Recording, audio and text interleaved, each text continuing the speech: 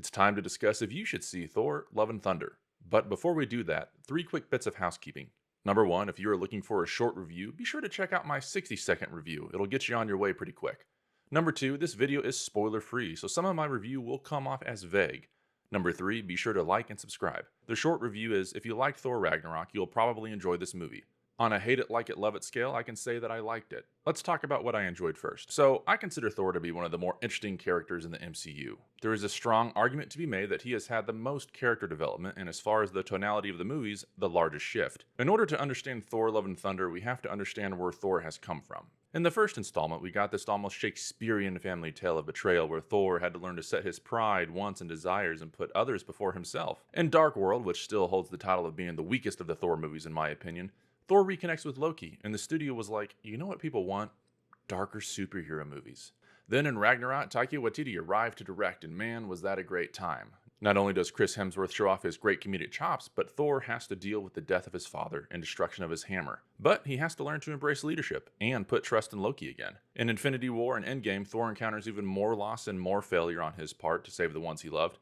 As such, he does fall into a dark depression that, frankly, it's obvious by the end of Endgame he hasn't fully resolved his issues. And that brings us to Thor Love and Thunder, where Thor has to realize he can't protect everyone, and it's better to have love and loss than to have never loved at all.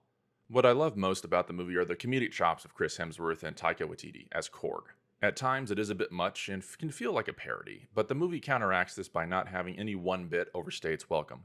Thor Love and Thunder is a very succinct movie. Every scene has a purpose, and as a result, it's refreshingly short. Superhero movies, in my opinion, are spectacles, and they are fun, but they can fall into the trap of being too long at times. I'm happy to report that Thor Love and Thunder avoids this trap. Next on my list is the visuals. Especially in the second half of the movie, they're stunning. There are some creative choices made that really pay off. The fight scenes are pretty cool, and Mjolnir Thor's hammer had this awesome new move that made me go, whoa, that's cool. The thing about Marvel fight scenes is that they are basically an animation with digital dummies. Understandable, after all, people can't fly and flip around in real life, but it's nothing that you haven't seen before, and it's not going to knock your socks off. Christian Bale is an absolute standout as Gorr the God Butcher. He wields this cursed sword called the Necro Sword, and it can kill gods. Which, by the way, there are some serious Nightblood vibes with that weapon. If you know, you know. I wanted to see more of Gorr, but maybe that's the key. He's so sinister and so intriguing and has such a relatable reason for his journey of vengeance that using him sparingly makes us love every scene he is in by default.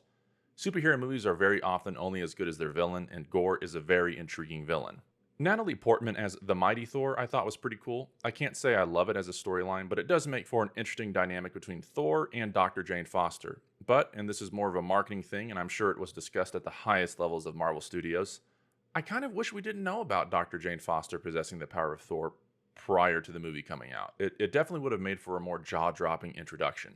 Now, let's talk about what I did not enjoy. There are a lot of convenient plot devices. I get it, it's a sci-fi fantasy movie about a magical space Viking, but there are times in this film where Thor does an action or displays some power that helps the group deal with the tough situation they find themselves in.